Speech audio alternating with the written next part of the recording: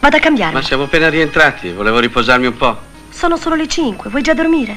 No, volevo stare un po' con te. Eccoci di nuovo nella soffitta di Pippo, il luogo dove le dive del cinema italiano brillano ancora, più affascinanti e immortali che mai. Oggi tiriamo fuori dal baule dei ricordi un film che ha incantato generazioni con la sua magia, la sua comicità irresistibile e soprattutto con una protagonista che ha letteralmente stregato il pubblico. Mia moglie è una strega, il cult del 1980 firmato dal duo Castellano e Pipolo. Ma attenzione, perché questa non è solo una storia di incantesimi e pozioni, è un viaggio nella commedia italiana più brillante, un inno alla bellezza e al talento di Eleonora Giorgi, una delle donne più affascinanti del nostro cinema. Pronti a lasciarvi incantare? Porca miseria, stiamo volando su una scopa! Con lei ne succedono di tutti i colori, tanto è vero che ne volevamo fare un film. Tutto ha inizio nel 1656, in una Roma oscura, dove tra processi e roghi l'Inquisizione tiene a bada chiunque osi sfidare l'ordine costituito. Tra le vittime di questa feroce caccia alle streghe c'è Finnicella, una giovane e bellissima maga che finisce al rogo per ordine del cardinale Emilio Altieri. Ma prima di soccombere alle fiamme, Finnicella stringe un patto con il diavolo in persona, Asmodeo, che le concede di tornare in vita per vendicarsi sul discendente di Altieri. Ma che tosse, ma lei ha la bronchite. Vuole che l'accompagni in farmacia? Grazie, signore gentile. Mi chiamo Altieri, Emilio Altieri. Altieri? Sì. Un salto temporale di 3 secoli e la ritroviamo catapultata nella Roma del 1980, in un'epoca dove la magia sembra un ricordo lontano. O forse no. Qui Finnicella si mette sulle tracce del moderno Emilio Altieri, un uomo apparentemente razionale e per nulla superstizioso, che di mestiere fa il broker finanziario. Un perfetto uomo d'affari, serio, composto, in altre parole, la vittima perfetta per un piano di vendetta. Ci sei rimasto male?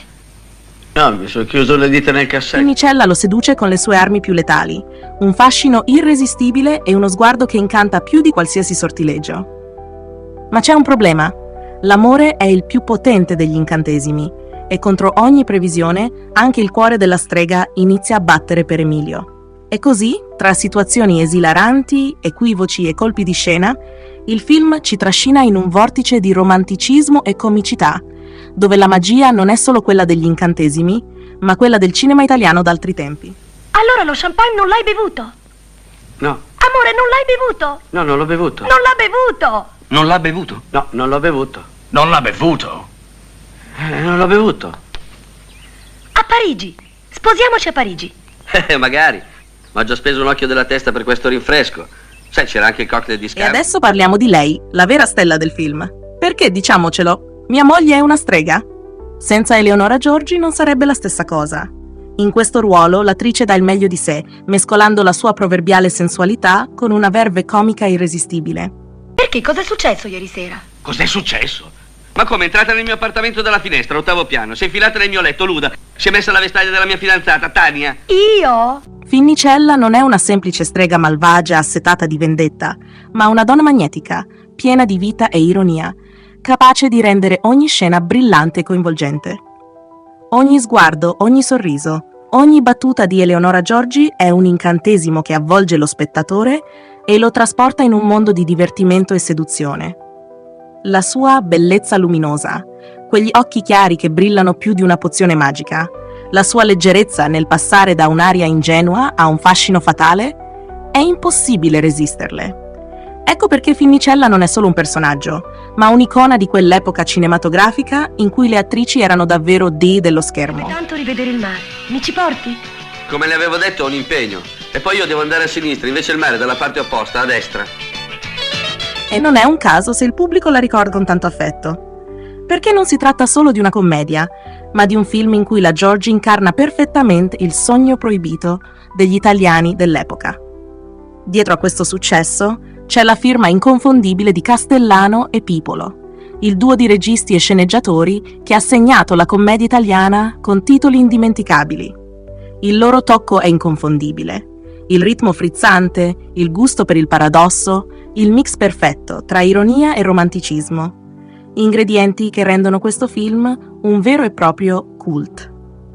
E ovviamente, accanto alla nostra strega preferita, c'è un Renato Pozzetto in grandissima forma, che con la sua comicità surreale e il suo modo impacciato di vivere il corteggiamento ci regala momenti di puro divertimento. Immaginate un uomo razionale che si ritrova alle prese con una donna capace di trasformare la realtà con uno schiocco di dita. Il risultato non può che essere esplosivo. Ciao amore, ben arrivato. Grazie. Come mai hai fatto così tardi?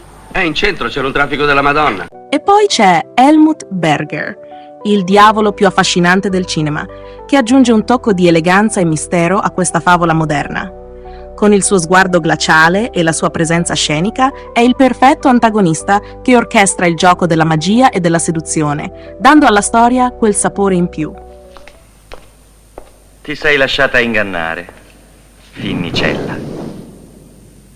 Asmodeo, mio diabolico amante, aiutami tu. Non posso. Sono vincolato da un patto di non interferenza negli affari interni della Chiesa, ma ti concedo una possibilità. Fra 333 anni, 33 mesi e 33 giorni, ti farò tornare in vita sulla terra per vendicarti. Mia moglie è una strega, è uno di quei film che non invecchiano mai.